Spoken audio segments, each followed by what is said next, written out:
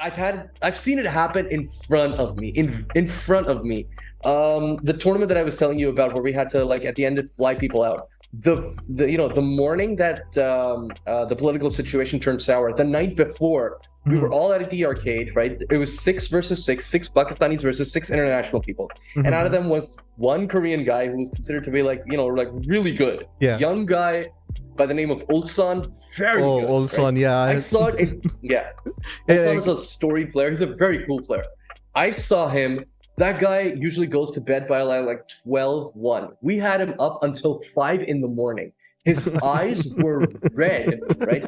He was constantly moaning, "Oh, I'm so sleepy."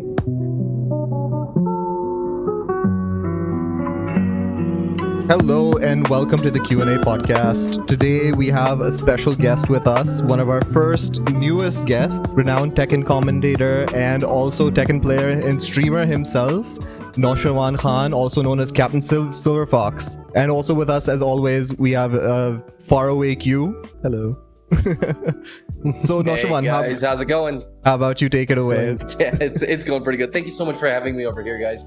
I really appreciate the fact that you reached out and you wanted to be able to learn more about the scene, have a little bit of a talk, and I'm always happy to be talking about our scene, our stuff, getting more people into the entire circle and letting them know just how things work, not just with our fighting game community, but also with Pakistan in general. I mean, like, it's a really difficult thing to understand and also see that, like, despite the odds, despite all the like things that are stacked up against them, all the hurdles in their way, like, our Pakistani boys always manage to make it out on top, which is absolutely wild to me. Like, knowing and understanding that how much money is in the esports scene abroad and also like in other like esports regions, and how much like training and how much effort goes into it.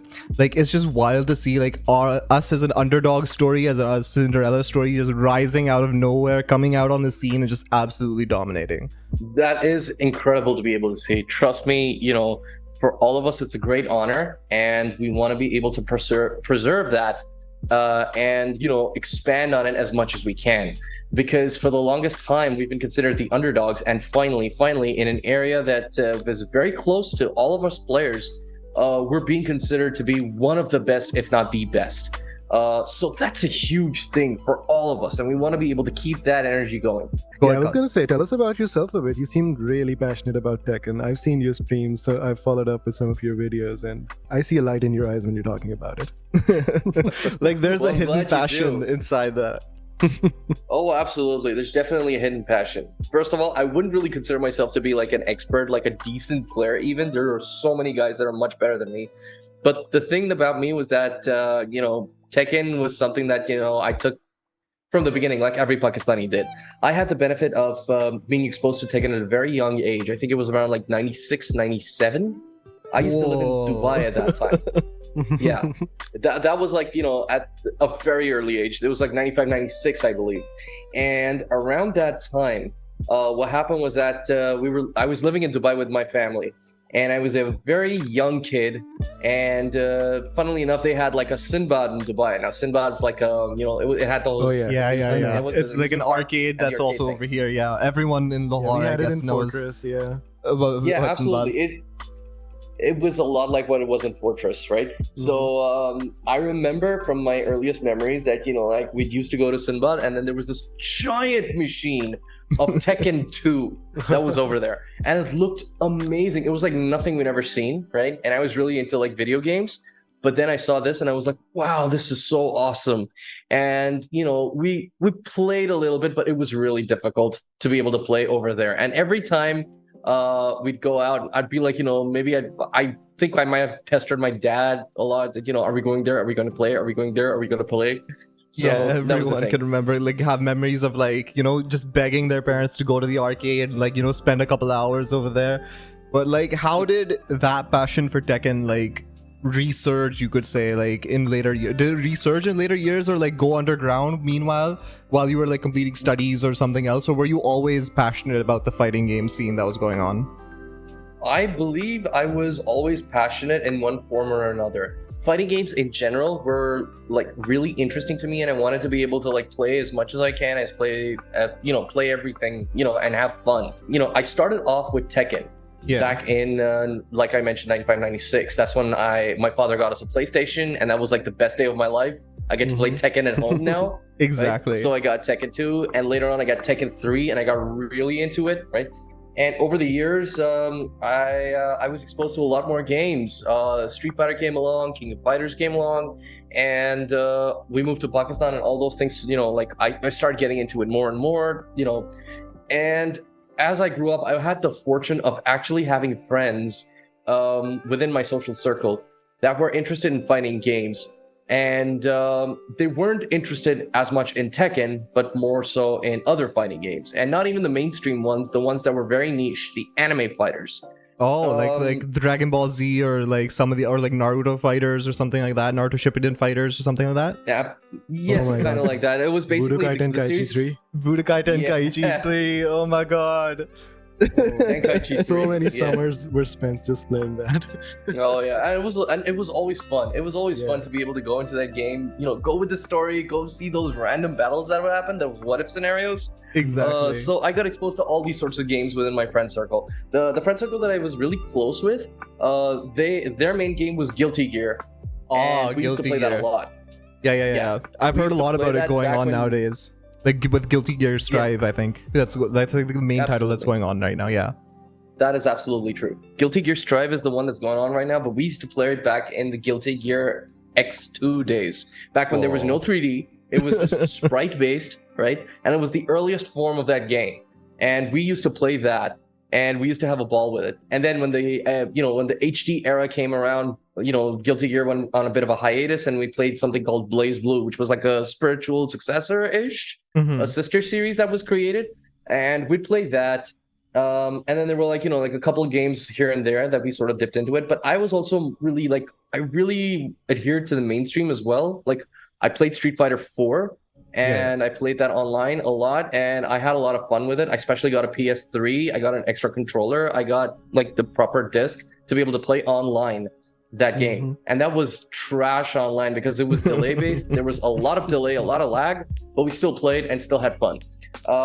And later down the line, Tekken Tag came out. I tried to play that. I didn't own it, but then when I learned that Tekken 7 was coming out, I immediately jumped onto it, and I wanted to be able to get the game, get to play it.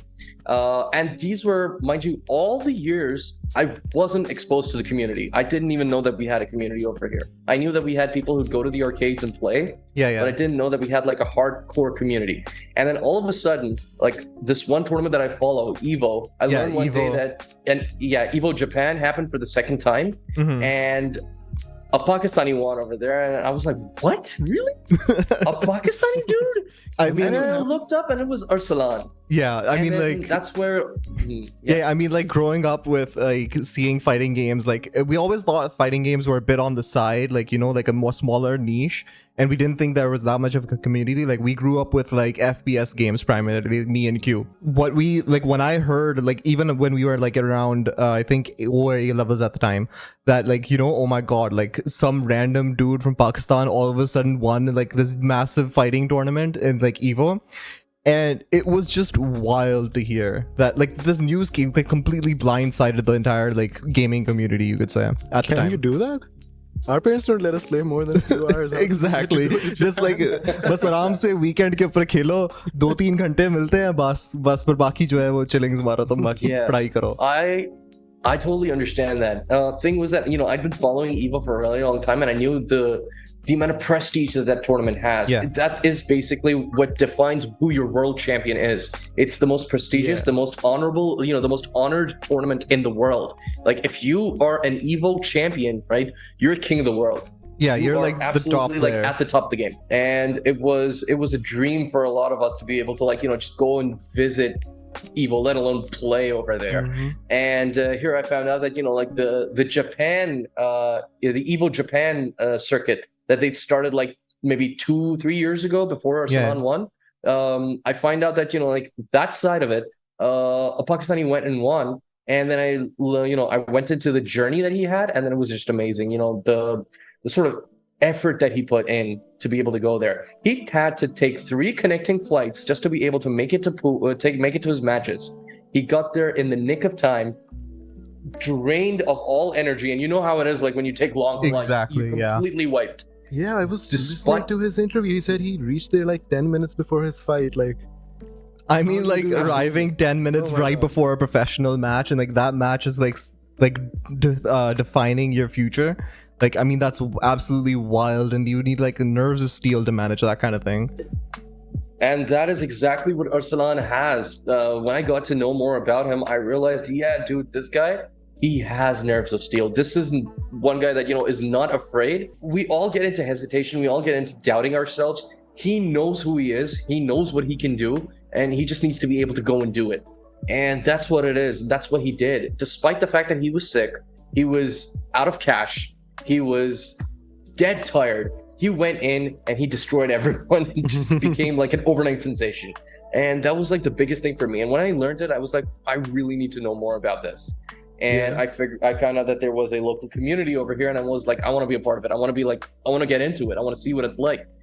Not just so as that's the fact what that, triggered. That's what triggered you to get into the community more. Absolutely. That is what. And I just wanted to be able to like see it. I just want to be able to like, be exposed to it. And the first time that I visited one of the arcades that we have over here, I was just stunned. I didn't know that there was a vibrant scene over here like the ones that I saw, people in the US have, Mhm. Yeah. where they'd be talking about stuff like frame data. They'd be talking about, mechanics. They'd be talking about all these concepts that are very like hardcore within the game. That it took me a while to be able to learn, and people here were just roaming around with knowledge of it, and I was like, what is going on? This is amazing.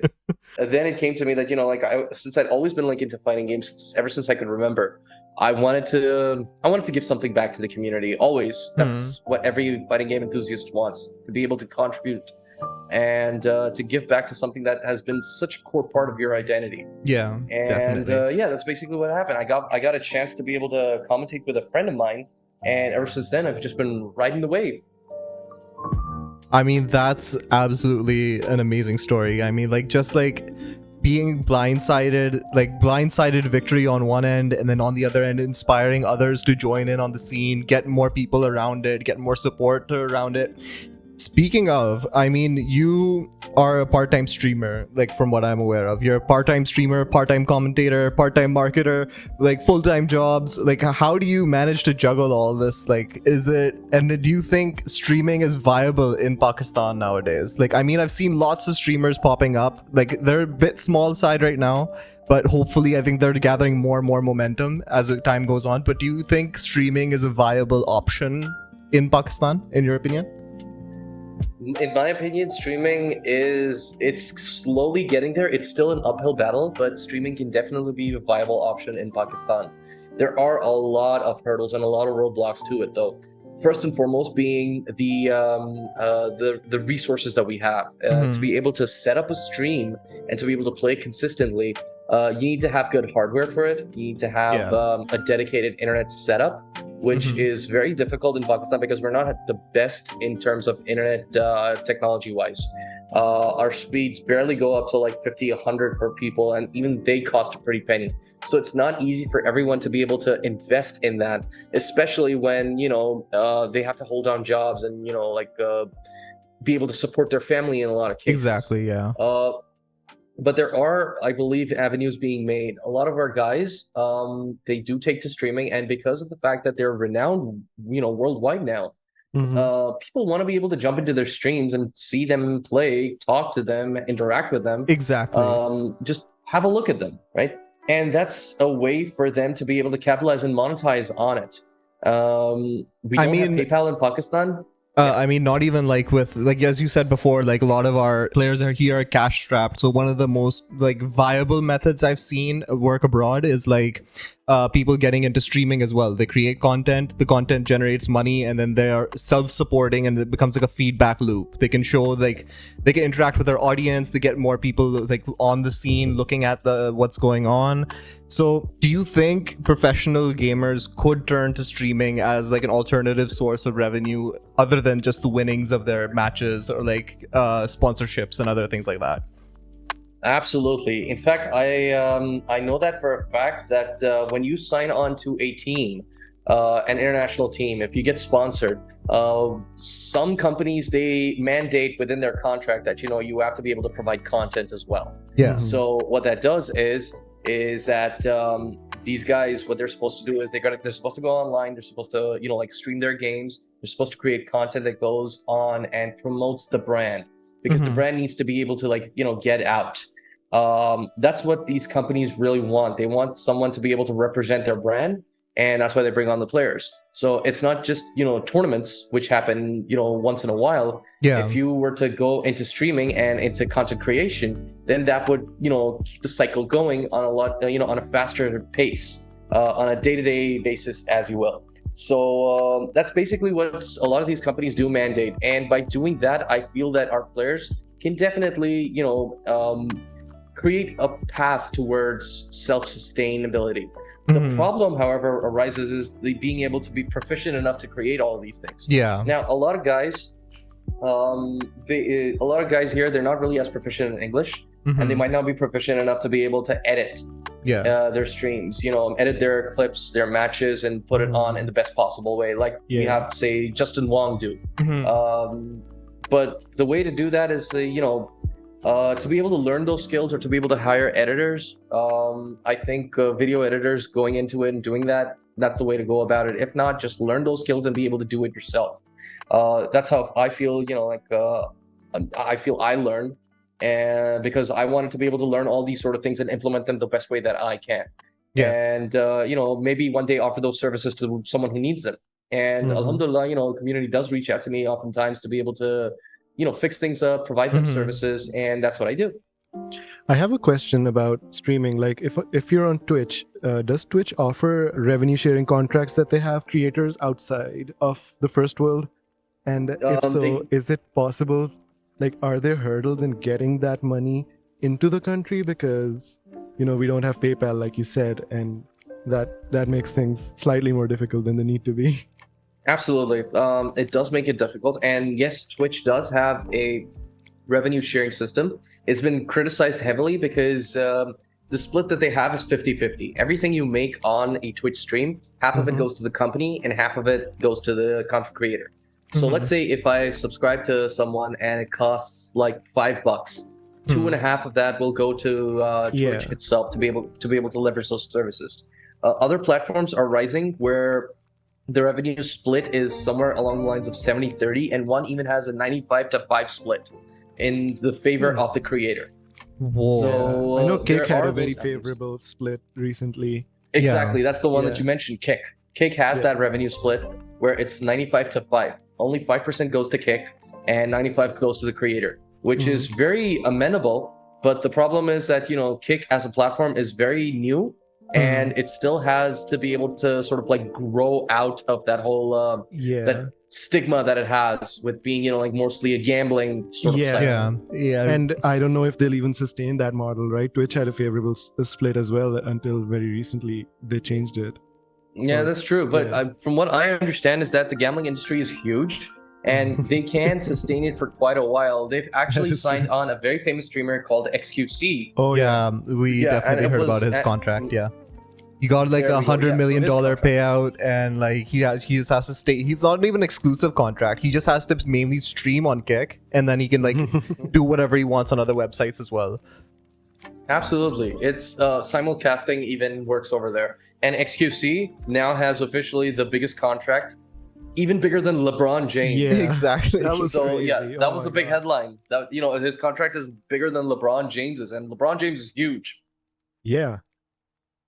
So that's the sort of revenue split that we have. In Pakistan, it's a little difficult because I have people over here that that are into that system, and I know how much of a struggle it is for them. First off, in Pakistan, you get like regional pricing, which means that whatever you pay costs a little bit less than what the first world or any other country would. And aside from that, to be able to get your share of revenue, there's a lot of hurdles to be able to go through. You have to get it deposited into an account, use stuff, checks, maybe that sort of thing. I'm not entirely sure on the entire prospect of it, But there are a lot more hoops to be able to jump through if you want that money that you earned while streaming to come directly into your bank account.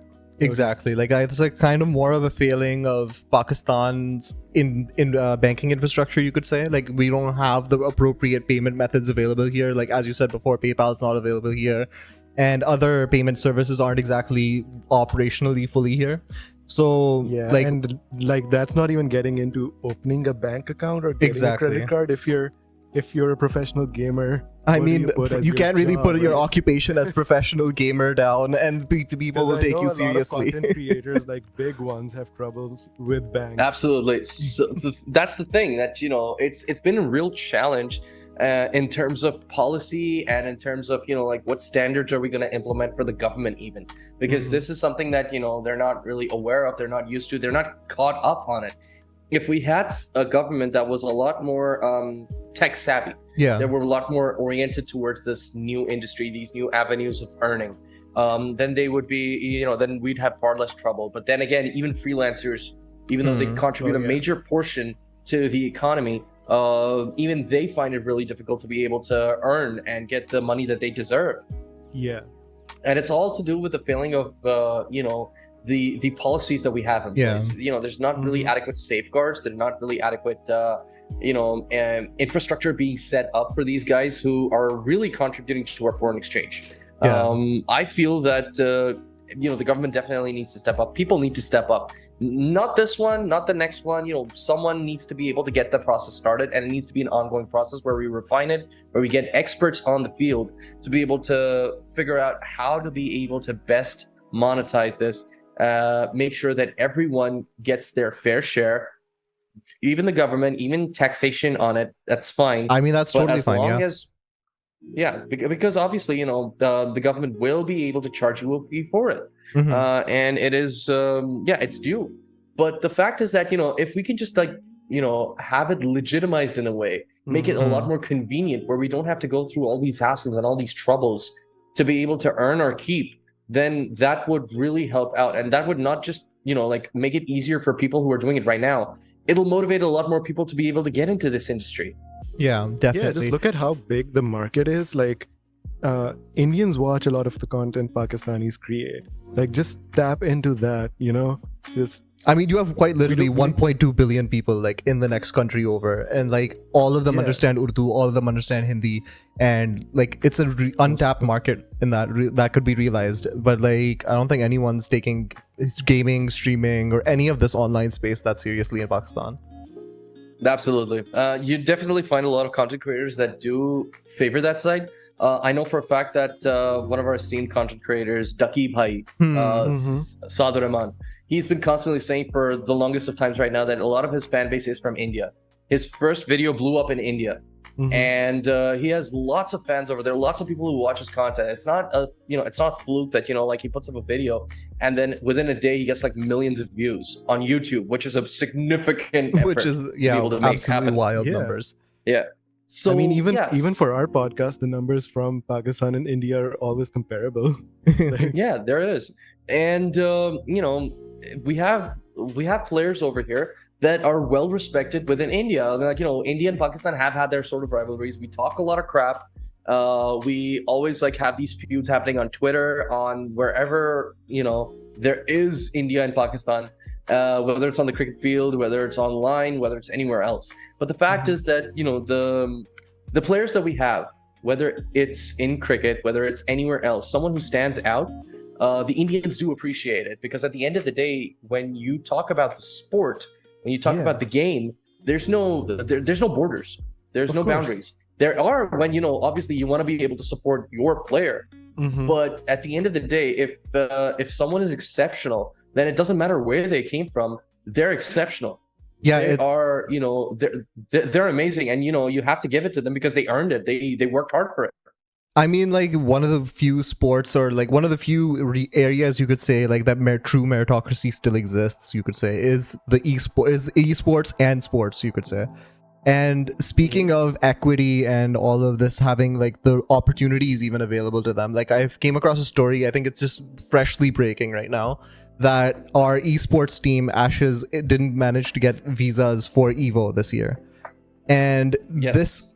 this was like a That's heartbreaking. huge like blow to like our Tekken community right now, because like we just came off of the winning at Gamers 8 at the Gamers 8 tournament where we became like the top region, and now we can't even participate in the largest, you could say, in the most prestigious fighting tournament that's here. If you even consider these people sportsmen, right, like even that would just go like 100 miles, I guess, like just securing visas, getting them priority visas in order to just go and compete.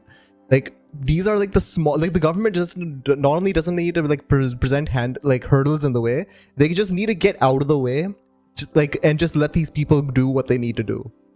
I mean, How do that's cricketers easily get visas to whatever tournament they Exactly. want to go play? I've never heard them getting their visas rejected. Like, what's going on? Like, why did the visas get rejected if there's a good reason to be going there? Well, see, that's the thing that with cricket, there's a lot of government support that is over there. In fact, a major part of our support is from the government when it goes to cricket, right? But then all these other sports like football, like hockey, like tennis, even, right? We have star players over here, people who can go on the international field and like make a name for Pakistan, really stand out. But the government really does not they don't support it the way that they support cricket, and because they don't see that incentive. With cricket, it's more like like they get a sizable portion of that pie because they have an entire board and they have legacy players that to be able to coach. They have that infrastructure set up from way back, right? But for all these other things, the infrastructure we have to create ourselves, and the government's involvement in it is not going to be as much because they don't see the benefit in putting their money, their resources in, and they won't get a proper return on investment is what they believe, I think. But the fact that at Gamers 8, our players won the biggest prize pool of fighting games that has ever existed in Pakistan, in Tekken, which is $500,000 for the winning team, split amongst three guys from Pakistan. They took it all, which was huge. I mean, It was that's absolutely for huge. like These a guys are, fighting game. That's like millionaires. wild. I mean, like I've heard of like huge payouts for Dota and LoL and all these other things. Usually, fighting games had like a payout around like $20,000, $50,000. I think I heard the last cap at. But like just earning 500 big racks like in one go, that's just like genuinely life changing in one go. I'll tell you why that basically was. It's because for the longest time, fighting games have been, they've been centered on grassroots, organizations. Yeah. Right. It's not, it's not like esports where it's a big spectacle. There's a lot of money involved. There's a lot of sponsors involved. All that thing. So for the longest time, that's been the problem. And fighting games were never really considered to be like on par with esports. We ourselves used to say that like FGC is not esports. The reason that we had such a huge prize pool was because the tournament was held in conjunction with ESL. Now ESL is huge. Yeah, that is that is huge. They that's do insane amount of tournaments in Asia, in Europe, and they've got big bucks. So that's why, and even this tournament of Tekken was just part of a bunch of other tournaments that was happening. It was a gaming festival basically, and Tekken was just a small part of it. So even with that small part, they were able to give us $500,000 to the winning team, which was huge, and that's how Pakistan made it. And right now we're seeing basically that other companies are following suit. We have the creators of Street Fighter, Capcom, announced the Tekken, the Capcom Pro Tour, and the winner of that tour will get $1 million. One player getting $1 million. The entire prize pool will be of $2 million. The winner takes $1 million straight home, becomes a millionaire, and forget about ever playing the game ever again. That's exactly. Yeah, so I hope our boys go and win the $2 million pool entirely. Oh, trust me, Arsalan would like to be able to do that, but I don't know. He recently just mentioned that it's going to be very difficult for him to be able to balance two games, and he wants to be able to dedicate himself to one and one only. Makes sense. So that's So I think like right now his heart is set on Tekken, and he's like, if ever there were a game that I would compete in, then I would have to just give up on Tekken entirely. Like So speaking of that's what it large is. prize pools and like lots of money, like I pulled up like a small like article over here, like it just like esports projections in the future for Pakistan. But like you were talking about like $1 million prize pools, and that's like going to one person and things like that. But like the esports community in Pakistan is massive. Like we are considered to be around the 11th largest esports community in the world. On top of that, we have an annual revenue generation of around $200 million per year. Mhm. And this is like for the year 2023. And we have an annual projected growth rate of around 10%. I don't think any other industry on the face of Pakistan could ever compete with that kind of growth rate. And like everyone is absolutely. just like completely turning a blind eye to like this kind of thing. Like we can say like even like our textile industry episode like we covered, it was like around 0.3% growth rate per year. And right now we have like a 10% growth rate just coming from esports. So like come on guys, like get your shit together in the government and like get these people to play. Yeah, there's I- this weird thing where there's a cultural shame associated with gaming, but everyone games. Like Everyone and their grandmother is gaming. Like I mean PUBG Mobile koi dekh lo yaar. I mean everyone and their quite literal grandmother was on PUBG and is still on PUBG. I think that things have gotten a lot better over the past couple of years, and that's mostly due to the efforts that our guys have made. Mhm. Whether it's PUBG, whether it's Valorant, whether it's any other game that you pick, right? Our players have dedicated themselves to it and have actually gone and won tournaments, won prizes, Mhm. for it. Any gaming event that happened over here is like, it's a good thing that it happens, and like a lot of players do turn up and are able to take home big prizes. They're able to put Pakistan on the map because of it, and Yeah. because of the sort of interest that the region has. We've got games like Free Fire, we've got Mobile Legends, right? All these Mhm. games that are popping up that are very popular within the Asian region. Yeah, they're really So popular there's a in lot of China. interest over there. Yeah. Absolutely. They're popular in China. They're popular in Southeast Asia, in Malaysia, in Indonesia, all these places. And those countries have like a really, like strong industry over there already. So our country is also very interested in that, and we've got good players, and we're working on that front as well.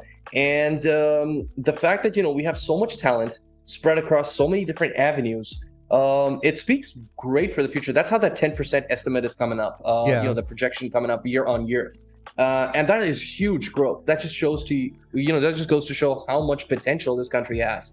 Every kid, right now in Pakistan, almost every kid is aware of what a smartphone is. A lot of them have their own personal devices. Some of them get into it. They're, being able to play some of these games is very easy. Just download an app and go onto it, play it for a while. People play snooker on their Exactly. phones, Yeah. for how many years? It's just about downloading another game, getting interested in it.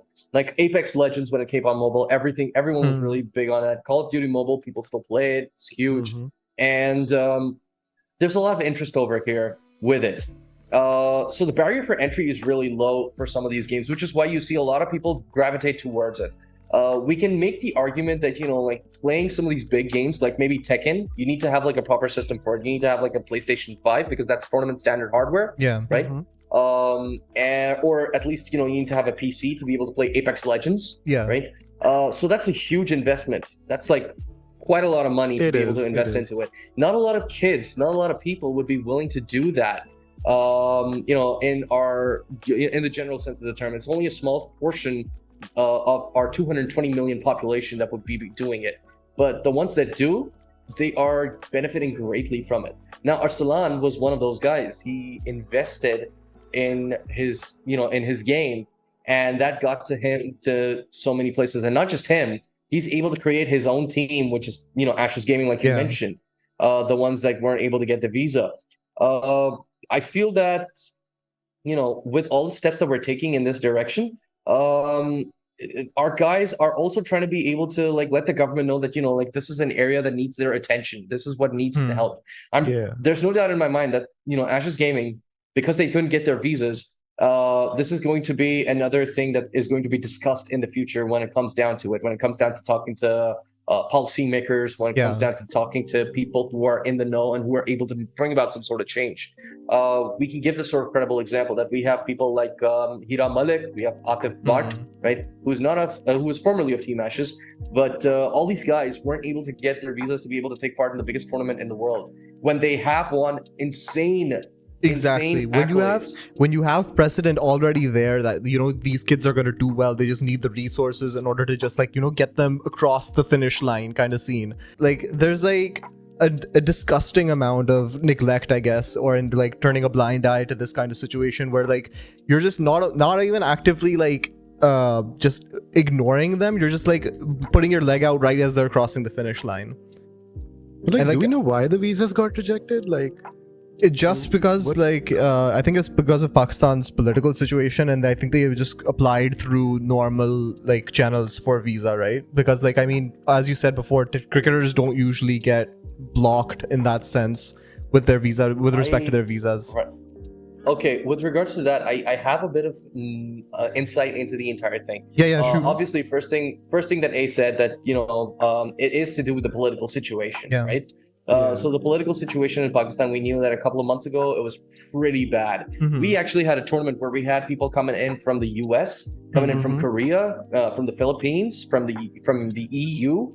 They were all here in Pakistan for that tournament, and what they had in mind was that they wanted to be able to extend their stay for that weekend to go into the like an entire week, 10 days, to be able to visit more of Pakistan, to be able to see the place. Yeah. Cool. Very unfortunately, the day that tournament ended, the very next day we had the issue with our political we had a political issue with Imran Yeah, Khan, right? And it turned into like this insane thing where we had to cancel all those arrangements and have to book everyone immediate flights to be able to get out, because it Mhm. wasn't safe. We didn't know what was going to happen, and because of that, a major tournament that was scheduled to happen in September, October, one of the biggest Tekken tournaments that we were supposed to have, that got postponed, that got canceled. So we don't have that. The political situation, number one, is the major factor, Mhm. with people migrating over, trying to escape Pakistan. Visas are very hard to come by now because there's a lot of people leaving, and Yeah. security is definitely going to be tight over there. The second thing is that it also comes down to the fact that these guys, their travel history might not be as great, their financial history might not be as great, which is something that Yeah. definitely Hmm. the U.S. Embassy would consider, right? Yeah. Definitely. And going to the U.S. Embassy, getting a visa from there is really difficult. I'm sure you guys know the hurdles that are there, and it just compounds onto that. And what I know for sure is that we did try to be able to go through some diplomatic channels. We had people who were working on that. Mhm. Yeah. Unfortunately, I think it was to do with the timing and not being able to have as strong of a push in the Yeah. time that we needed. They will probably be getting their visas, but not in time for Evo, Yeah. which is happening next weekend, which is very, very heartbreaking, because we really wanted to see our boys over there, and we knew that these guys, if they go over there, they're gonna make history. So that's, I feel like, what the major problem was. Yeah. So where is EVA happening this year? Evo happens every year in Las Vegas during the first week of August and towards the end of July. That's usually when it happens. It happens in this it used to happen in a bunch of locations, but the one that they currently go to the most, in the past couple of years, is called Mandalay Bay. So that has a big sports arena, and historically, like, guys over there have been having that tournament happen for a very long time. So they have some good history to be able to go along. So Mandalay Bay, I feel next weekend is when Evo is going to happen, and it's going to happen at that location. And we're all going to have eyes on it. Where everyone, even in Pakistan, sitting at home, sitting in the arcade, we're all trying to arrange to be able to watch it. It's like the highlight event of the year. There's actually plans of a watch party to be able to happen next week in the arcade that we all visit. So so that's what we're trying to do. Awesome. Okay, so tell us about the Gamers 8 tournament that our boys just won. Okay. Do you have any thoughts about our performance over there, and Yeah, what kind of scene we were went on? talking. Do you think these upset victories are because the opponents are unfamiliar with the gaming strats our boys bring? They haven't been exposed to the way we play as much, or is it just raw talent and we're just wiping the floor with them? No, I'd say it's a mixture of a couple of things. It is partly to do with the way that we play. A lot of people have come to Pakistan to be able to play us, to be able to learn what this new style of the game is. And we've had people coming in from Europe, from Korea, from all sorts of places, right, to be able to learn how we play. And they've gotten some of it, whenever they come over here, they just leave. They get their ass kicked, and when they leave, they become beasts. They conquer their regions. They're like dominant over there. That's usually how it happens. And that it's very we keep joking about it that like whenever you come to Pakistan, you get your ass beat and then you level up. You get the Pakistan buff by coming here. Absolutely, that's what it is. It's a Pakistan buff, right? I've seen it happen in front of me. In front of me. The tournament that I was telling you about, where we had to like at the end fly people out. The morning that the political situation turned sour, the night before, we were all at the arcade, right? It was 6 versus 6 Pakistanis versus 6 international people, and out of them was one Korean guy who was considered to be like really good, young guy by the name of Ulsan, very good. Ulsan, right? yeah. I saw it. Ulsan is a story player. He's a very cool player. I saw him. That guy usually goes to bed by like 12-1. We had him up until 5 in the morning. His eyes were red, right? He was constantly moaning, "Oh, I'm so sleepy." But what happened was that when he came on, the score was 9-6 in the favor of Pakistanis.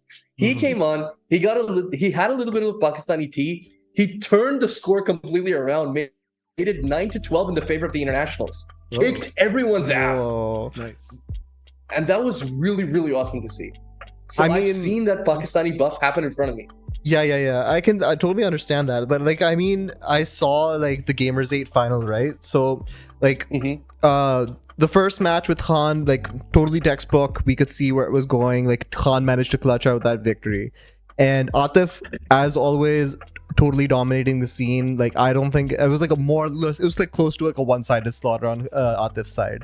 But like when we come to Arsalan's matchup with Nee, like I think that is like we kind of had a newcomer's advantage in the beginning, but like I think Nee and the Korean scene is now starting to catch up to like what his setups are, like what is like what kind of like setups are going to follow up his like footsies after winning the footsies, and like what the combos that are going to follow up after that. Like it felt like Nee was kind of inside Arsalan's brain. Like he knew what Arsalan was aiming to set up even before like committing to it.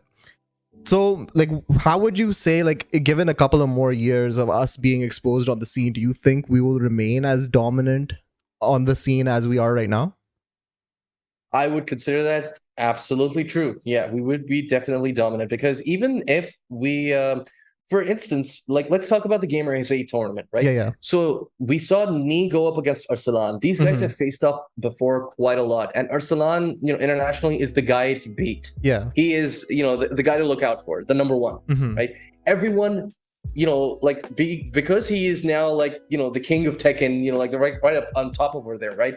Everyone wants to be able to learn how to beat this guy, learn what he does that makes him so good.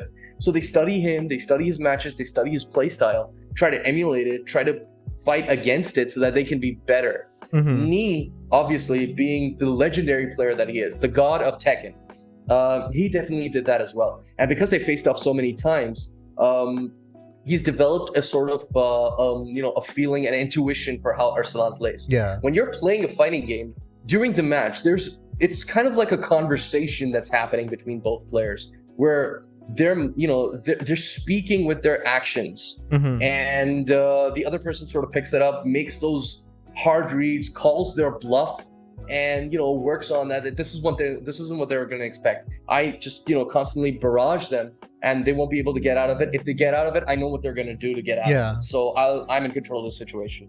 So Nee knows what Arsalan will probably play, and because Arsalan had that disadvantage of not touching Tekken for like a month, constantly playing Street Fighter the month before when he went to the US, he was very lacking in practice. He wasn't really at the top of his game. So that's why Nee and all these other players, they took those victories over Arsalan, and that's not an easy thing to do. But again, Arsalan, he managed to be able to hold on to a lot of victories as well. And we saw him fall against Nee, because Nee's obviously going to be in better shape. The thing that Nee didn't anticipate was Atif Buck, who he got up against later on, right? Earlier as well. Atif's playstyle is completely different. right? He is so much more aggressive. He is so much more vicious. Plus, he plays one of the most broken characters in the game. The ones Akuma. that are the one that's right up there, Akuma. Yeah. So everyone hates Akuma because he's just considered to be extremely unfair. Those things that the other characters don't have. Some call it an advantage. Some call it the cheapness, right? Mm-hmm. I call it the Pakistani style, right? The comment that I heard around Akuma was like that every Pakistani player who's like a professional in the Tekken scene has like a pocket Akuma on the side. Like they know they can break it, they can break out the Akuma whenever they need to get out of a hard, tough situation.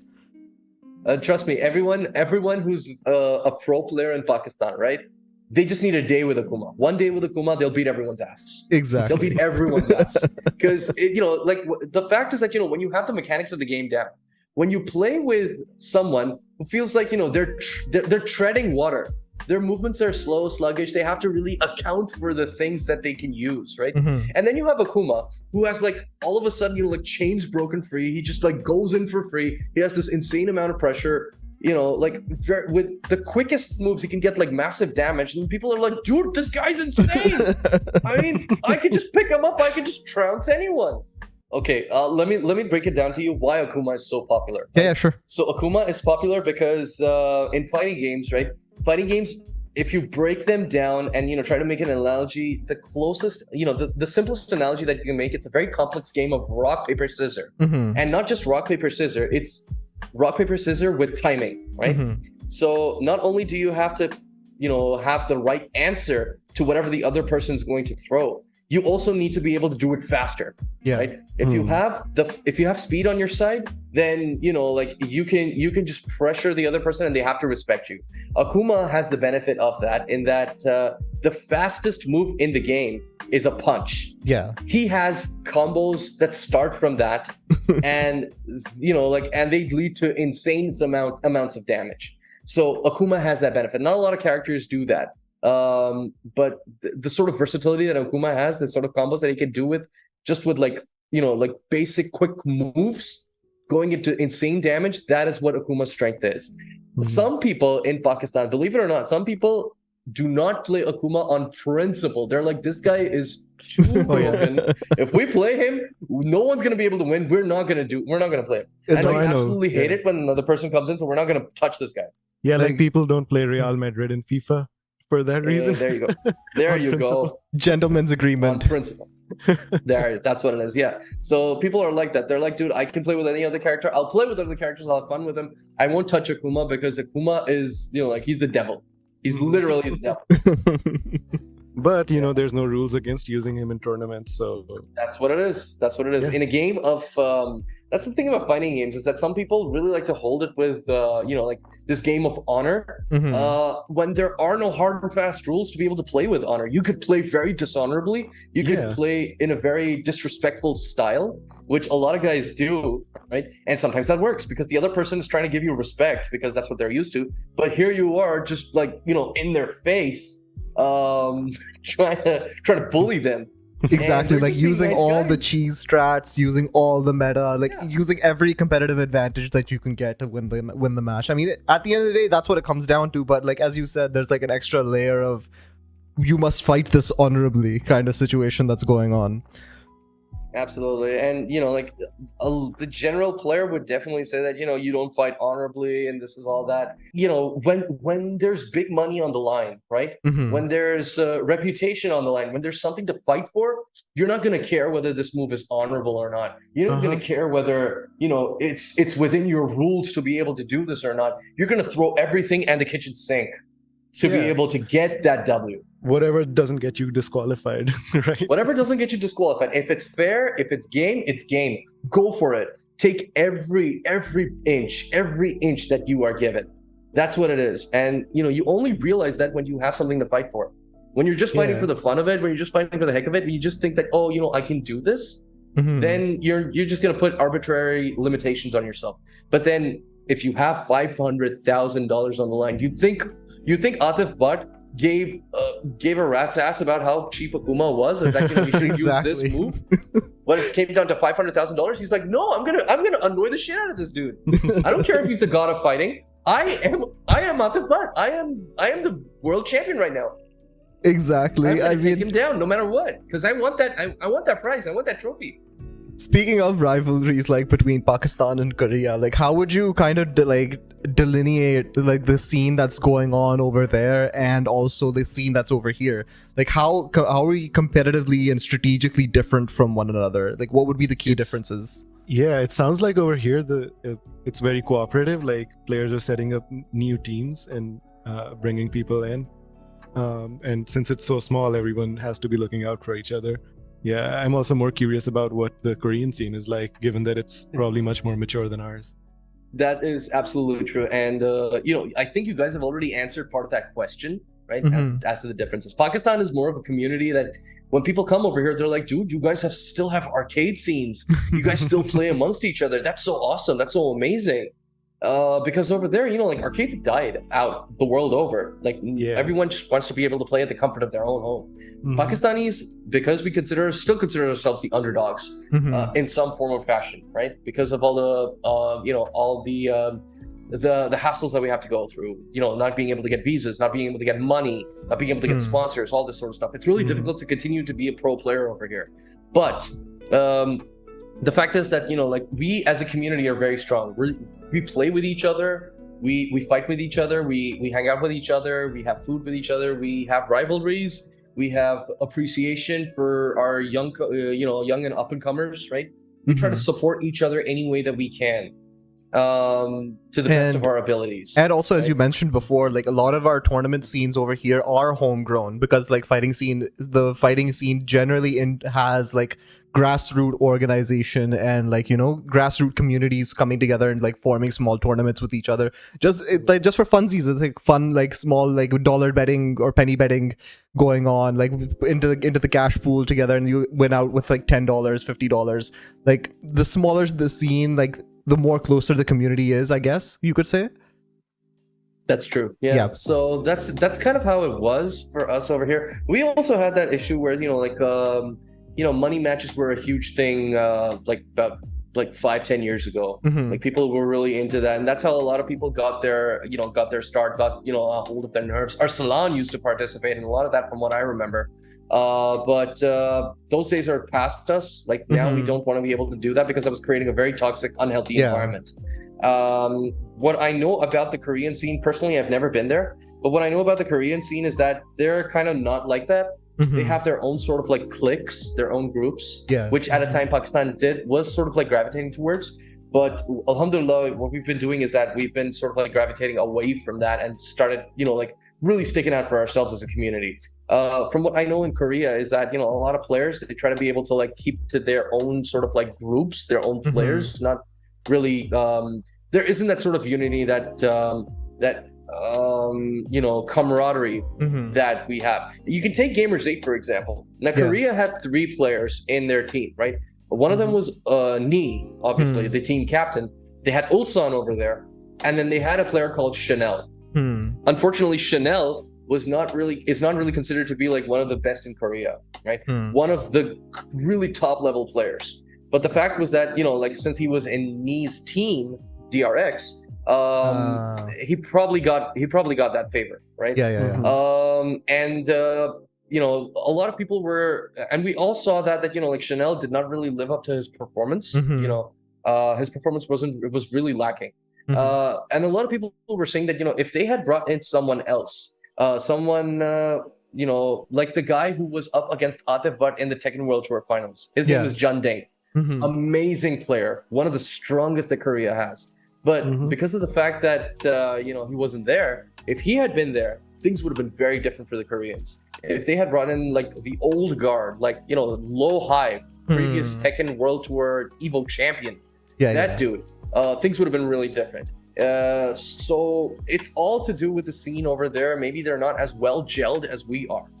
And a lot of players have that sort of strife in between them. We had that in the past.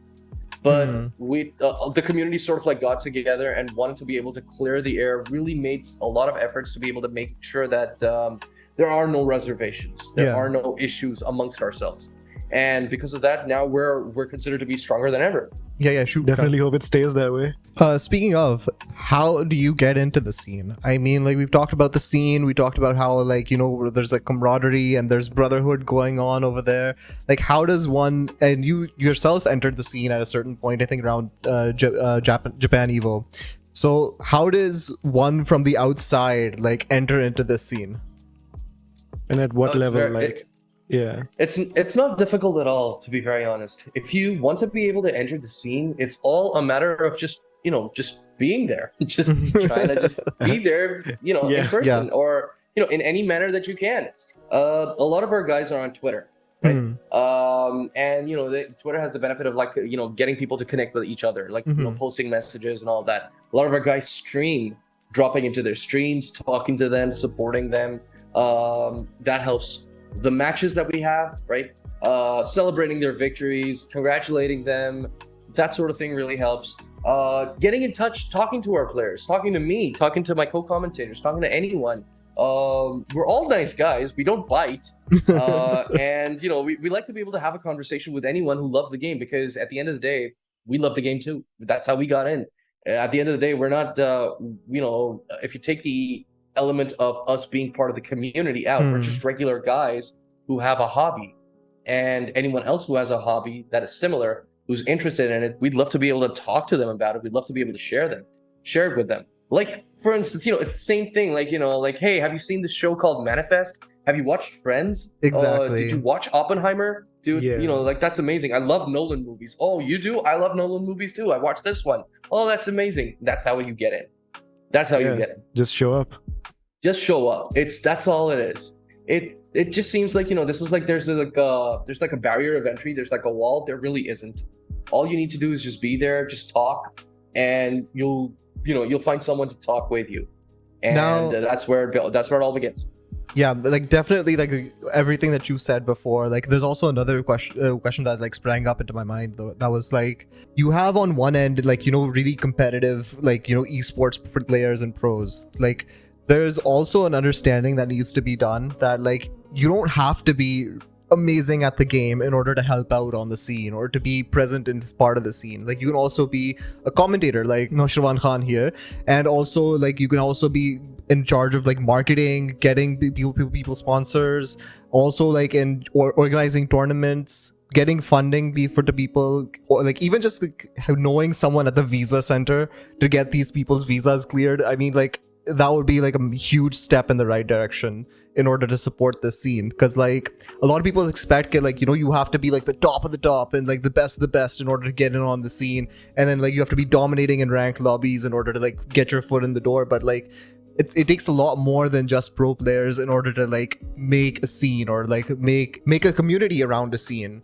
So, like, one thing I was really curious about was, like, you have experience in organizing tournaments for our players, like, for Tekken over here. So, like, what kind of resources, what kind of setup and logistics goes into setting up a tournament, and how could you translate that into some other game? Like, for example, you're not excited about fighting games.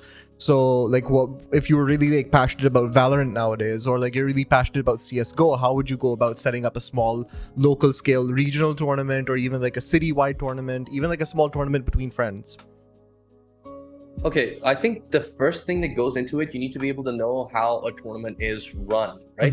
And to do that, it's the best way to be able to learn that is just, like, try to be a part of that tournament, just to volunteer for it, try to be a part of it somewhere. There are a lot of places to be able to fail in when a tournament is being run. There's when it happens, it's absolute chaos in the back, and that nobody really, is able to see as much because the players are just invested in the game.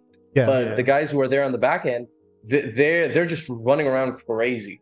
I've had the experience of that. The true unsung heroes of the tournament, of the fighting game industry. Absolutely. The tournament organizers, the TOs, right? Yeah. They go through so much, and they're volunteers. The guys that work with them, hats off to them, because it is not easy by the slightest. And here's what basically, like, sort of happens. You need to first sort of, like, have an idea of the tournament that you're going to do, right? Where do you want to have it, right? What's it going to be about, right? What's the format? What sort of format are you following, right? Yeah.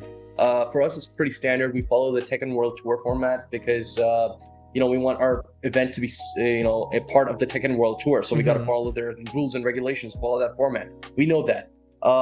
So we abide by their rules, by their doctrine.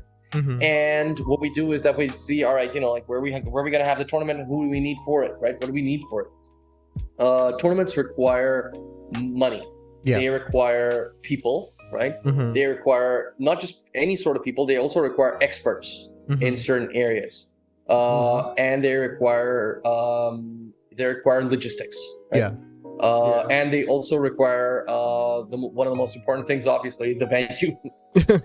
So here's how the breakdown of that is. Number one is, like, to be able to get the money, some people resort to pooling it together within the community. Some people go for sponsorships, right?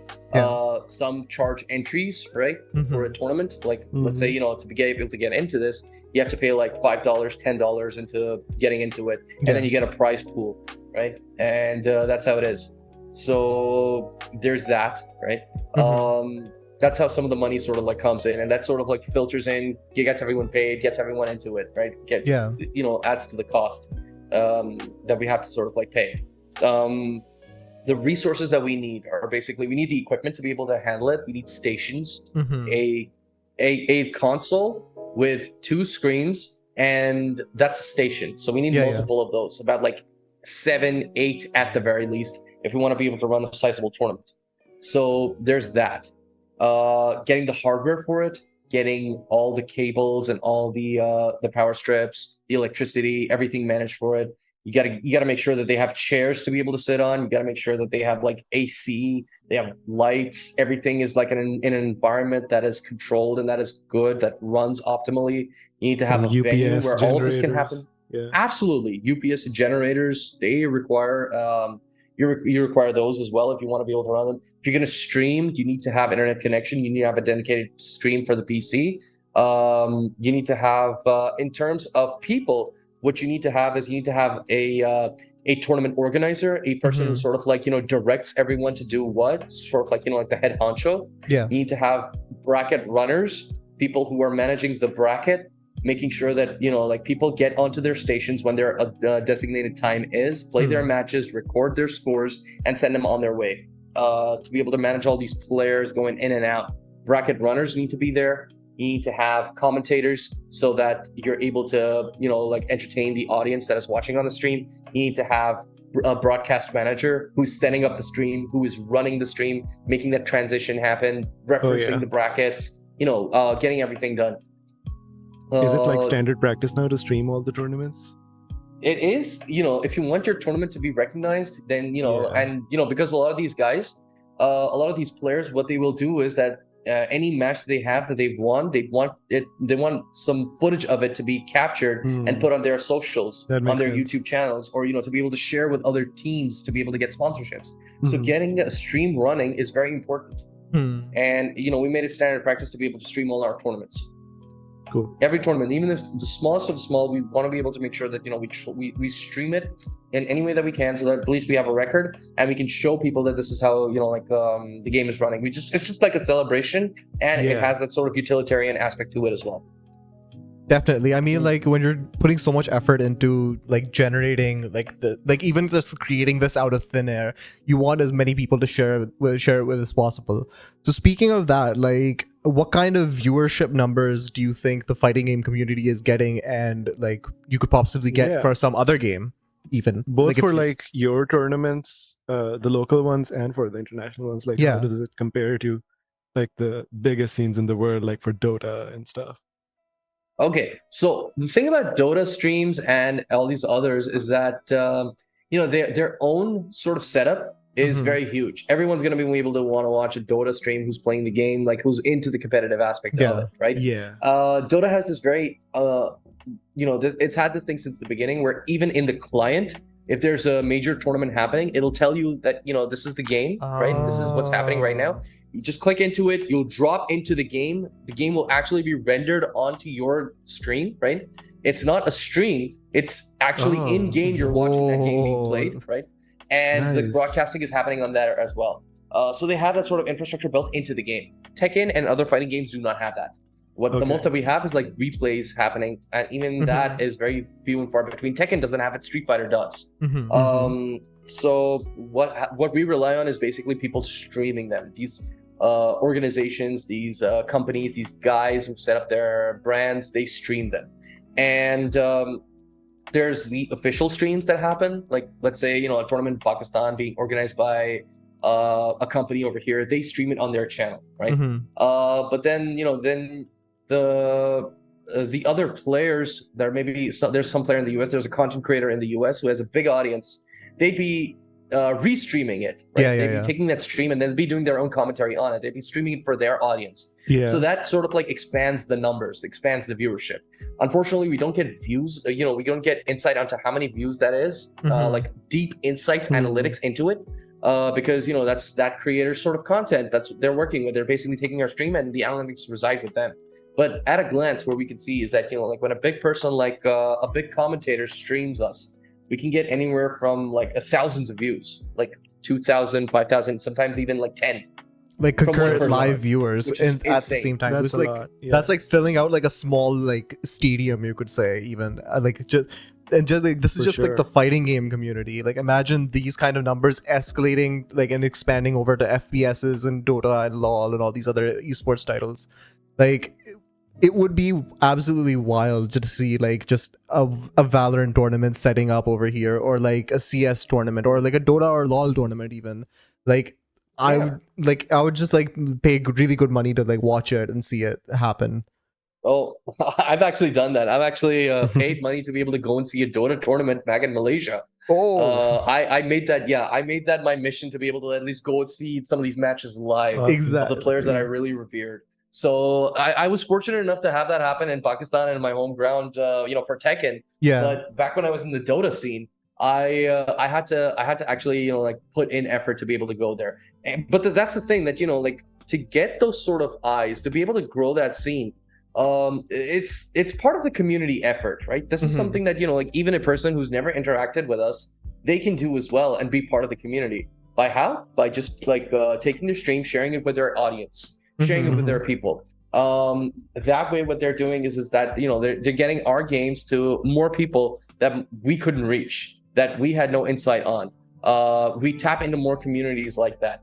And content creators really play a big part in this, because, you know, like when they stream it for an audience that they've already built, like let's say someone with 35,000 subscribers on YouTube, right? When they take a clip of our tournament and they like talk about it and they share it on their YouTube channel after the fact, you know, that helps us in the long term, because our players, they're being talked about, our scene's being talked about.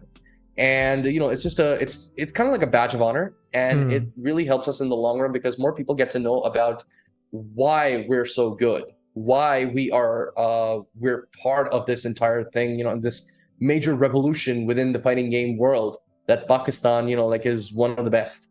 Exactly, yeah. Like अब देख लो बच्चों, ये तुम लोगों को बता रहा हूँ, कंटेंट क्रिएटर वाले लोग जो आप लोग देख रहे होंगे इस पॉडकास्ट को, कि भाई रीस्ट्रीम ही कम से कम कर लो। ये जो टूर्नामेंट्स छोटे छोटे चल रहे होते हैं यहाँ पे, कि जितने ज़्यादा व्यूज़ होंगे, जितना बड़ा ये सीन बनेगा, उतना ज़्यादा लेजिटिमेसी जो है आप लोगों के अपने जो कंटेंट क्रिएटिंग क्रिएटर को जो है वो मिलेगा, और साथ में जो है आपके भी हो सकता है स्कोप एक्सपैंड करे, आप लोग भी इन्वॉल्व हो जाएं सीन के अंदर, या फिर कोई अपना सीन भी बनाने की कोशिश करें।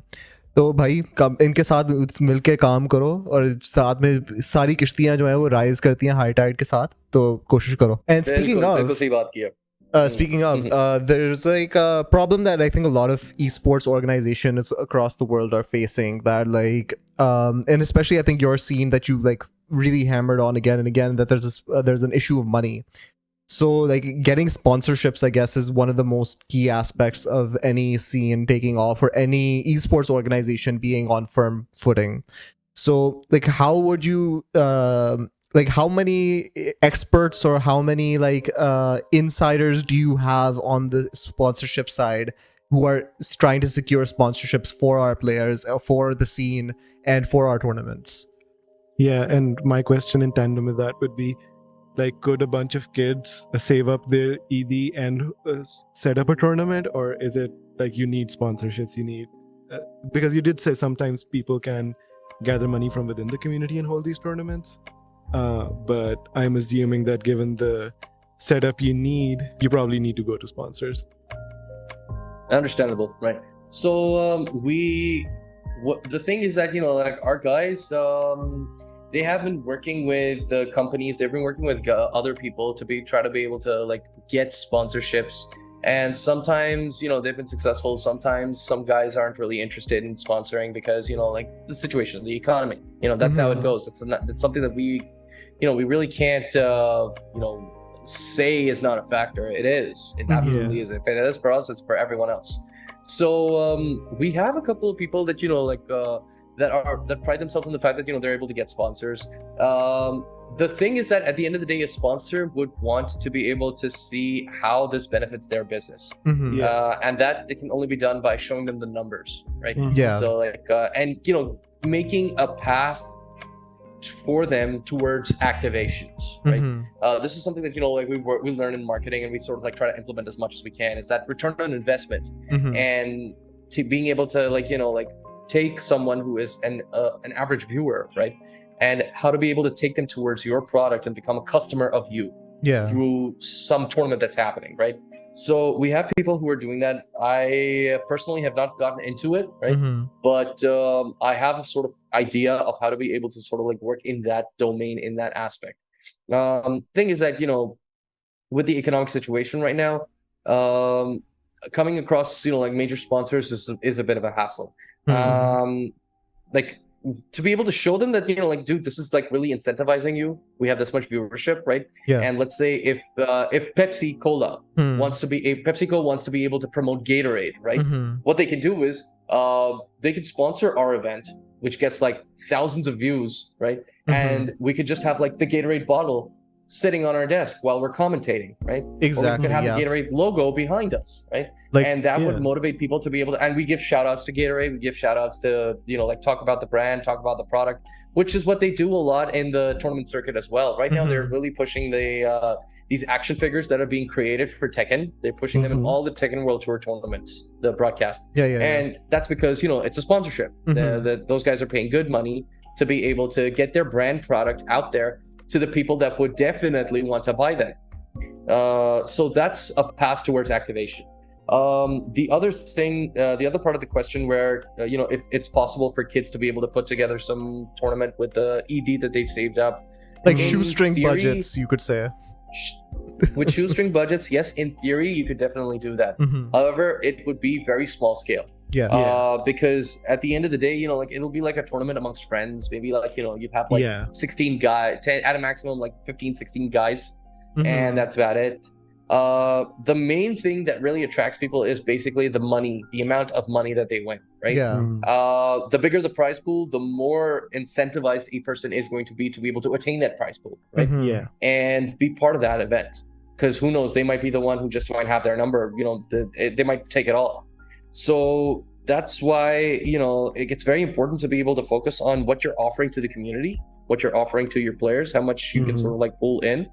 And sometimes it happens so that, like, all right, we can do this. Let's try to go a little bigger. Let's try to, like widen the net a little more. Not because we want to be able to get more players in. It's because this gives more players an opportunity to be able to play amongst themselves, to be able to go, be a part of a tournament, have that on their resume, try to be able to learn how the tournament environment works, because it's very different from actually playing in your, online on your computer or in your living room with a friend of yours. Tournaments, they have a set standard and they need to be played in a very specific way. And you also do get the nerves during tournaments, and our players have suffered from that. Most recently, one of our players for the first time went to Dubai to be able to play.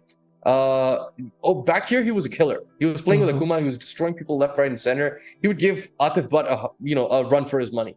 But in Dubai, the first time that he went to play an international tournament, he got the nerves. He wasn't able to perform. And on the same tournament, we had our other player who was an international veteran of Honey. Went in, got fourth place, got much better standing, destroyed a lot of people. So there was that. I mean, definitely, like having the practice of like going in a professional scene, going in a professional environment, and seeing like how the whole setup operates and works. I mean, that's definitely like it's beneficial for the scene to be like larger and larger so they can be in front of a large audience and like, you know, just get not choke at the moment. Like when they're, for example, you could say like a popular example I guess from Valorant would be that Tens is like a really top Valorant player, but like he's like absolute rank demon, but like whenever he comes onto stage and he's like competing, but he just does not have that level of performance that he usually shows on smaller scenes and like at home online. So like getting that necessary professional practice, I guess, is very important for like the scene in general. Yeah, I know for a lot of people like who play casually games as a hobby, the switch towards competitive play is significant, right? Because then you're not solely playing for enjoyment or to hang out with your friends. You're breaking the game down to its mechanics, down to the frames, down to like the exact timing of every move, right? You have to break it down to an exact science. And some people might be interested in that. And like you said, I think the best way would be to show up to these places and talk to people who already do this. Right. So like, just to put that into perspective, absolutely. The shift from being casual to professional, like, let me just give you a quick example of that. Our players do something that are known as drills, right? Yeah. So before they ever play a match, what they do is like, you know, at the start of the morning or something like that, what they do is they get down, they sit on their systems, right? They pick their character of choice and they'd be like, all right, I'm going to now do this string 100 times without dropping it a single time. If I drop it, I have to go back and start all over again, right? So they need to do that. They do that and they spend hours doing that. And they haven't even started playing. This is before they start playing. They start doing their drills, and every time they drop, they have to go back, start from square one, and just so they can perfect it, just so they can get the timing and get it like down to muscle memory, build all of that to be able to compete at that level. That is how tough and how demanding this sort of event is, because you never know that it might be just your final round, your final match, and money's on the line, and that one combo that you didn't practice, you might drop it and that'll cost you the game. So they don't want ever to be in that situation. Yeah, really taking the game seriously, like Ronaldo showing up at 4 a.m. practicing free kicks. That's exactly why they're pros. That's why they're pros, because it's not because they're paid to do that. It's because it means so much to them. This is what their life is. This is what they've dedicated themselves to. It's like Shaolin monks level. It's that this is what their life is about. This is what their craft is. Their dedication and commitment. Yeah, and being able to provide that environment to the players in the absence of a large-scale esports scene, that's also a blessing in itself, to have that community that you can practice with. A lot of the times, our guys, right, they've been talking about this sort of stuff. They're like, Pakistan says that, people say Pakistan just came onto the scene. They're new guys. They're the new kid on the block. Yeah. They're, it's a fluke that they've won. And, okay, they're good at this game, but how long are they going to last in the next game and all that? Yeah. And a lot of our guys are like, dude, you weren't there when we didn't have a scene. We didn't have eyes on our scene at all, right? You weren't here like 10 years ago, 15 years ago, when we were absolutely decimating and doing the same things that we're doing right now. It's just that people started seeing us now. Back in the days of Tekken Tag 2, in Tekken 6, in Tekken 5, we had people who were insane. They would absolutely go to the world stage. If they had the opportunity, they would go to the world stage and they would decimate everyone long before. I was just gonna say, speaking of these stories of triumph and stories and rivalries that are going on between Pakistan and Korea and all these things, what kind of stories do you think are being written right now, you could say, about the scene, and how important are the stories that go behind the whole scenes? Right, I think stories behind these players, right? So I don't know if I have the liberty to be able to divulge that sort of information, but I definitely want to be able to share. I would love to be able to share, right? And I'm going to go out on a limb and share one of the stories that we have, right? So we all know that Khan, right? Fate Khan, the guy who went with Arsalan and Atif and won $500,000, right? He also went with Arsalan last year to Evo, right? And got to Evo Grand Finals to fight against me. Unfortunately, he did not take Evo. He came out as a runner-up, and he took that victory. But he was second. He beat one of the strongest players in the world, Arsalan Ash, in front of the world. Nobody knows the story of how that guy actually got to the US. Khan had fallen on pretty hard times during that time. It was extremely difficult for him to be able to sustain his career, even though he was sponsored by Fate. His tournament showings weren't really as strong back at home. Khan, he's not really the strongest player that we have. Sometimes there are upsets, and he gets upstaged by a lot of people, right? But Khan is a very dedicated player. He was so dedicated that to be able to make the trip to the US, he had to scrounge up as much cash as he could from family, from relatives.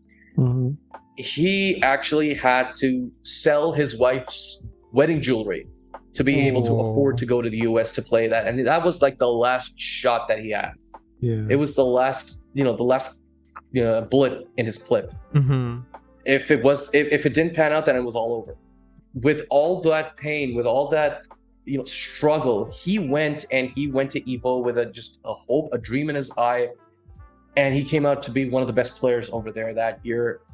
Immediately boosted right to the top of the Tekken world with his performance, and everyone became fans. Like one of the best commentators in the world, Steve Scott, goes on record and keeps saying that this man, he's my favorite player. I love Khan. I love the way that he plays.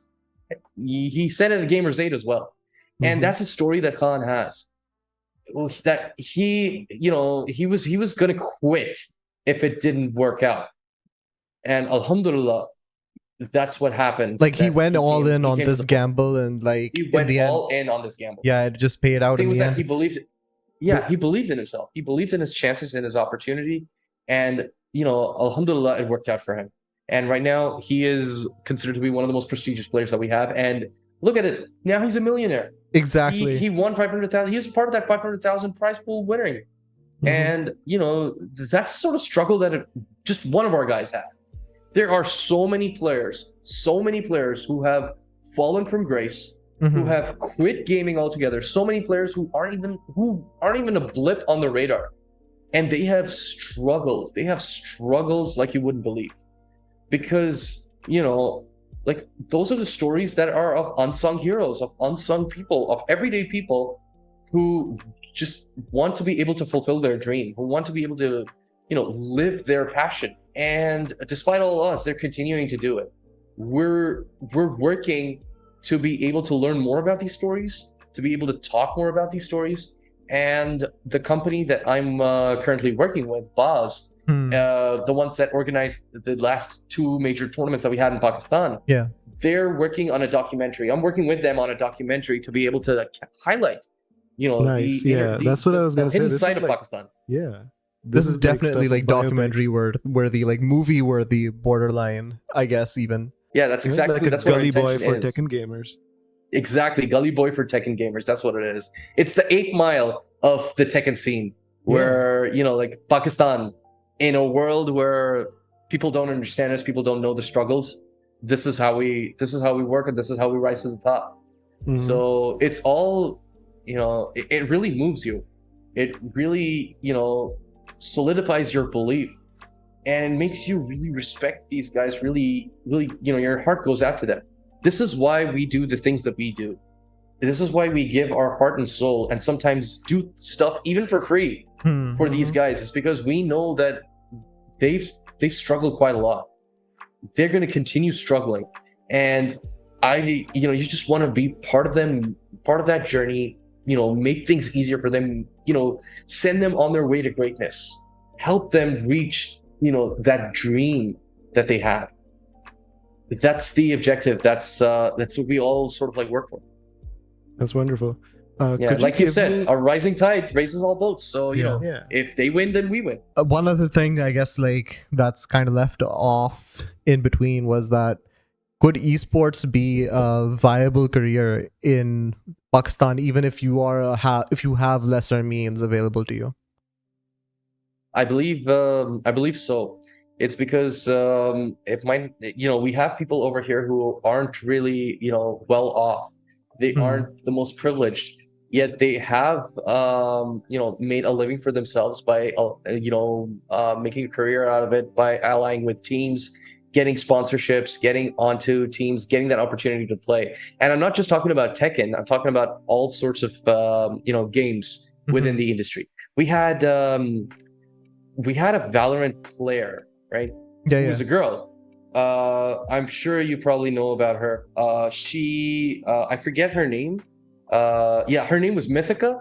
And what she did was that, like, she was like a regular player over here, very good in Valorant, and she got the chance to be in a very prestigious team, in a very friendly team from the Southeast Asia. I think it was called Team Orangutan, and it was a bunch of Indian girls and one Pakistani girl who went to play the circuit over there in India and in Southeast Asia. So she had that opportunity to be able to do that.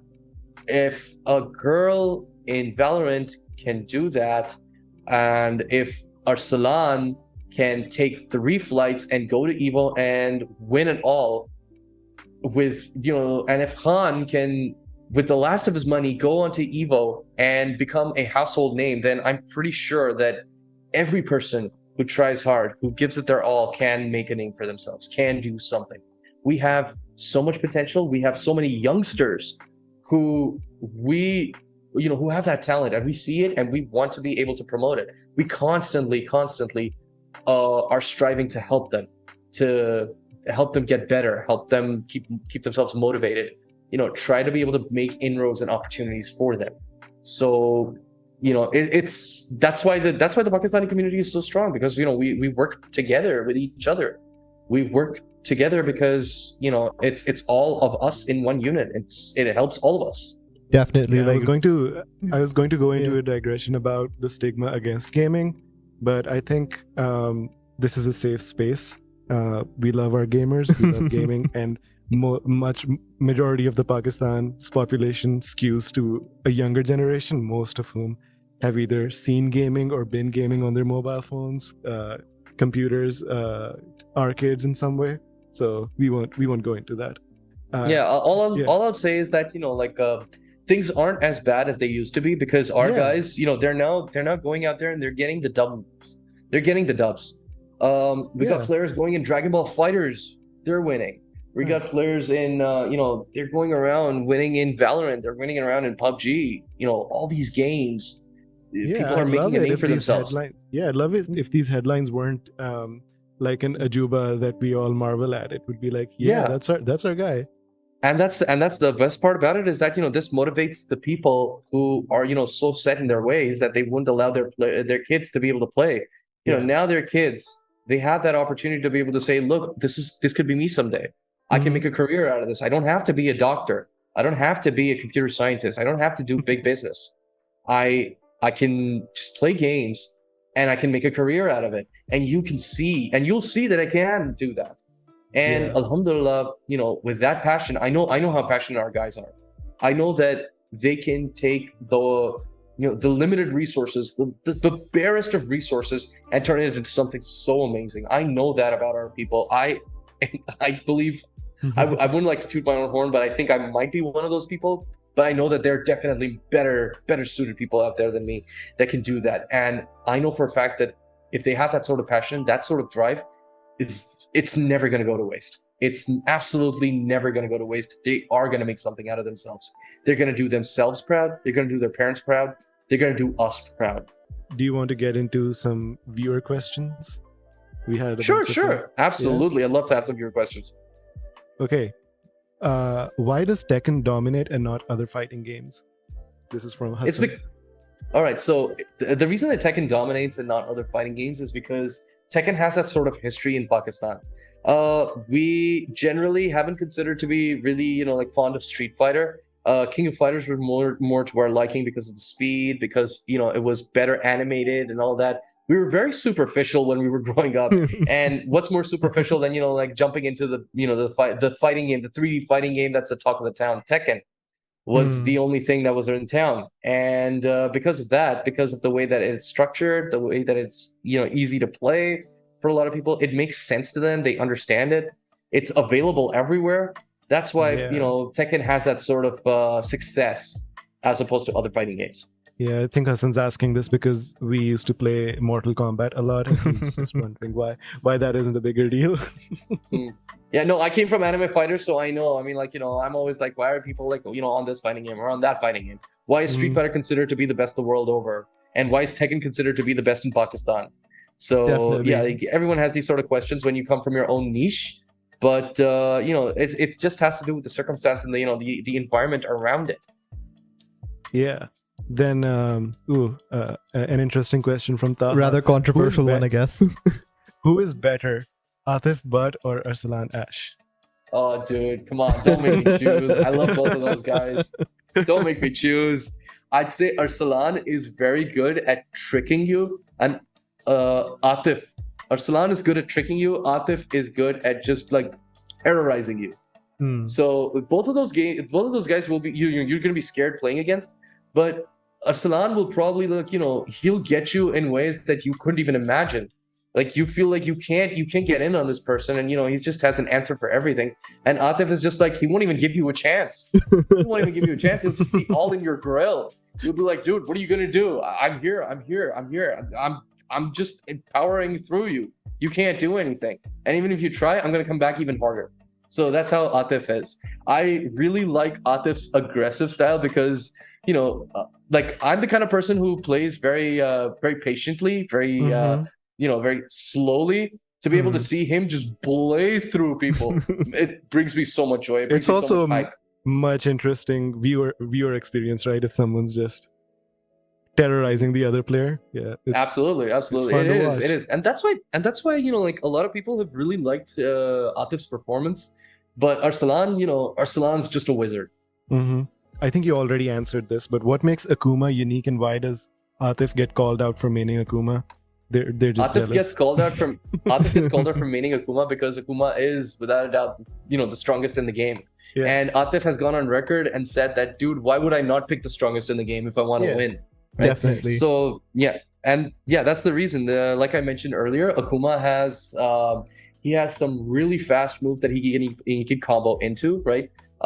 He got a lot of advantage on some of the things. He has he has a move called down forward, not down forward, while standing 2, right? When you're crouching and you get up and you press the 2 button, which is the right punch button, right? Yeah. He can just combo off of that and launch you and then combo and get his game started. If you're, if you're like throwing out a move and he presses back 1, which is back and the left punch button, right? That knocks you up and then you go to town. You start your moves and go on into it.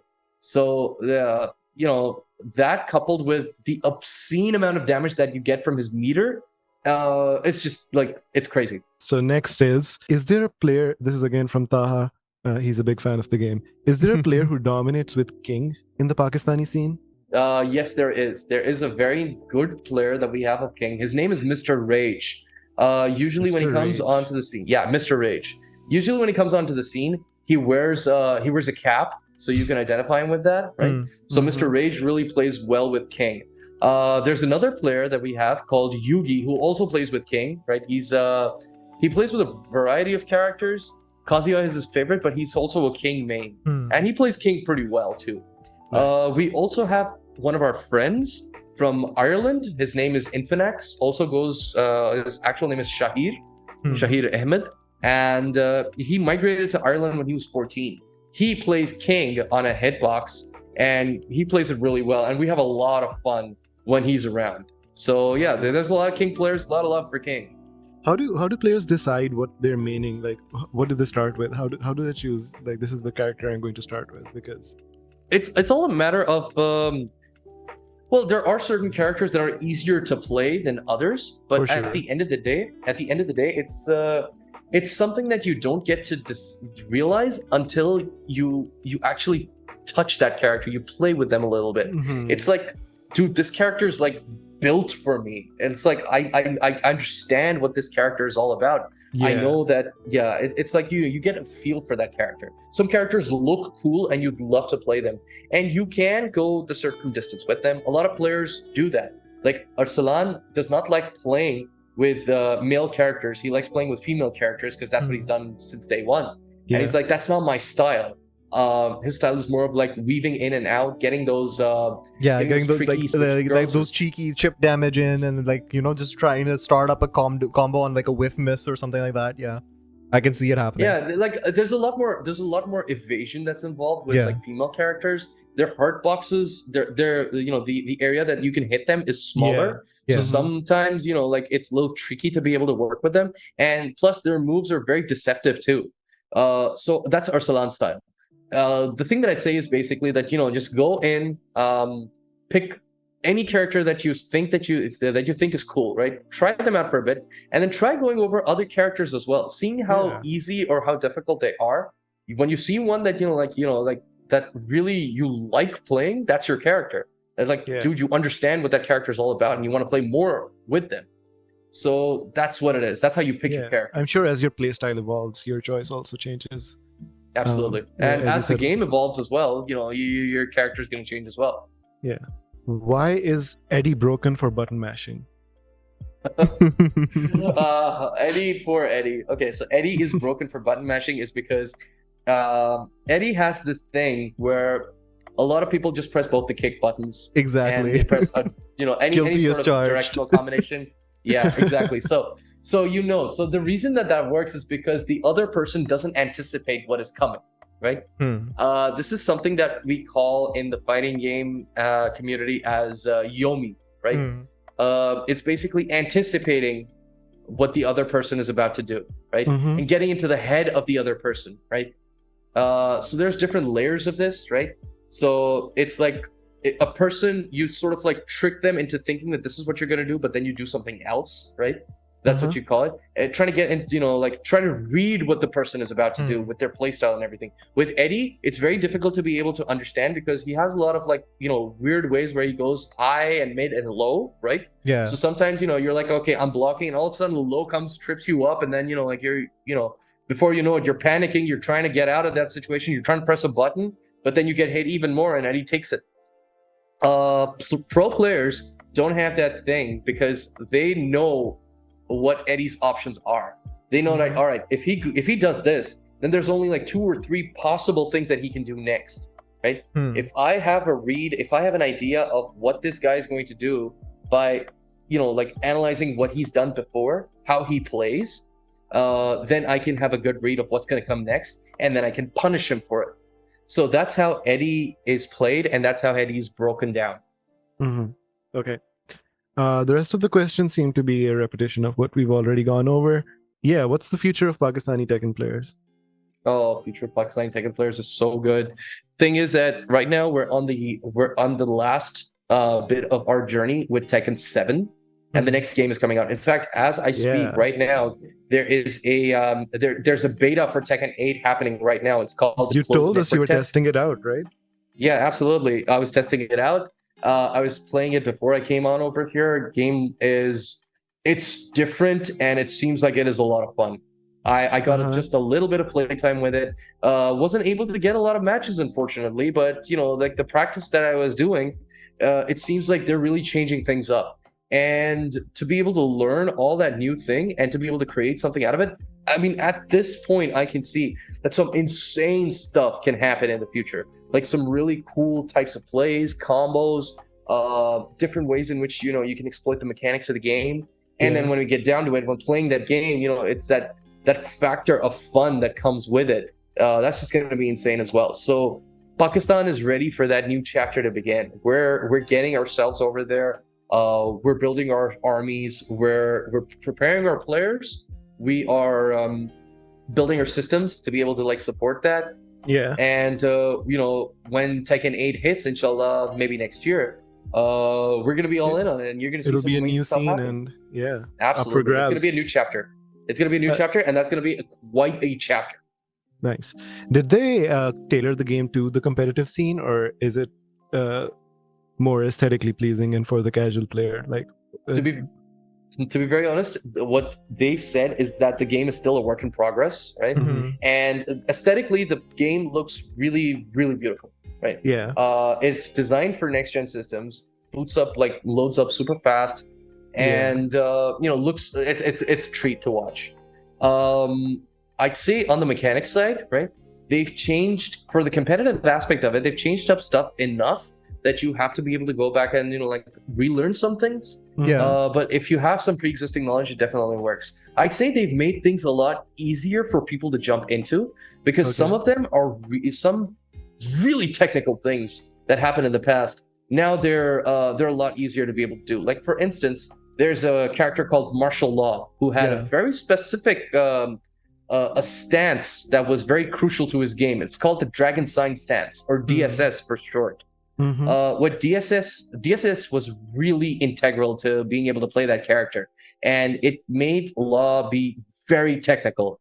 Getting into that stance was a real ordeal. You had to press a very specific motion to be able to do it. But now that motion is way easier. You just have to now hold a button, you're in that stance, and you can do a lot more. So the barrier for entry to play that character has now gone significantly lower, which means a lot more people can play that character. That's how they've done for a variety of different people in the game. And I'm sure that when you get hands on it, you'll be able to see that, okay, this is more to my liking. I don't have to finagle around with a lot of things. How much of a departure is Tekken 8 from Tekken 7? You could say, like, it has it made, like you mentioned a couple of times that, like, you know, it's made the barrier of entry lower, but like, has it fundamentally changed some game mechanics that, like, you know, even pros will be tripped up on? Or like, would this be a good point of entry into the scene with Tekken 8? For newcomers, I'd say it's a beautiful point of entry for Tekken 8, right? Getting into the game is going to be easier than ever, it looks like, right? It's not going to be as difficult as it used to be. Tekken is still a scary game. There's still a lot of stuff that you have to be able to like keep account for, but that's when you like really start climbing the ranks. For a beginner, it's a lot more fun. It's a lot more flashy, action-packed. There's a lot more things that you can do with it. As far as the competitive aspect of it is, they have made some fundamental changes that we're not really used to, you know, if we've been playing Tekken for the longest of times.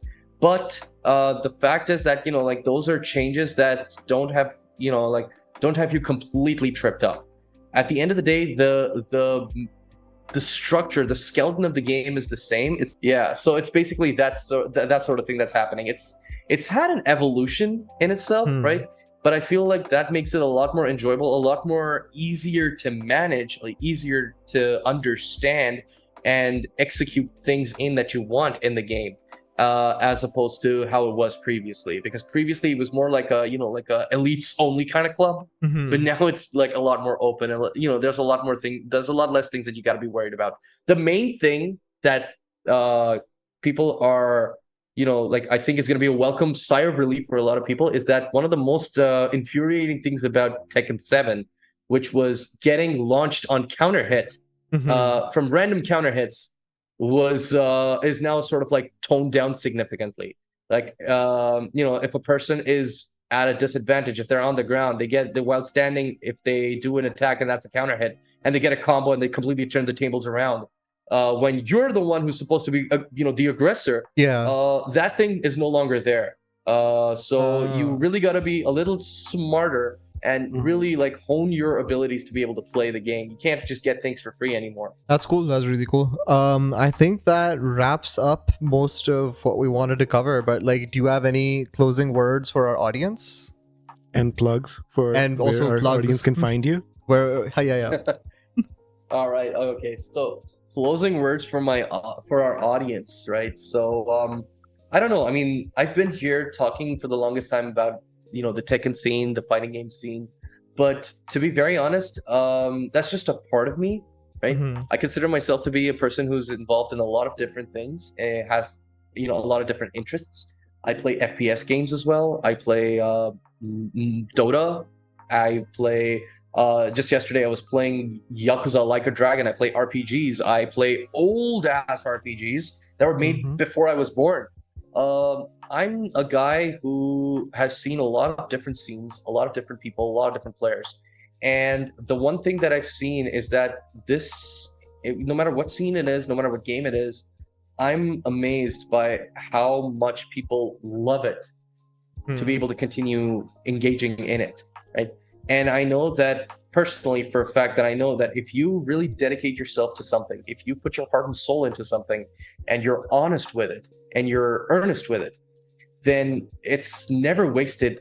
That effort that you put in is never wasted. It always comes back and helps you in one way or another, whether it's learning how to be able to fix up audio, create an image, learn how to be able to do this amazing 10-hit combo, learn how to be able to like control the recoil of a gun in Counter-Strike. Just one gun, you know how to control the recoil of it. That's it. That works. And that might help you in some situation down the line with some person down the line. Sometime in the future, you're going to be able to take those learnings and apply them into your life, and you're going to be really thankful of that opportunity that you have. So for anyone out there who's still doubtful, who still is disheartened, or wants to be able to dream big, make it big, or is just playing for the heck of it, keep going, keep on going, because there's so much in this world that that is amazing.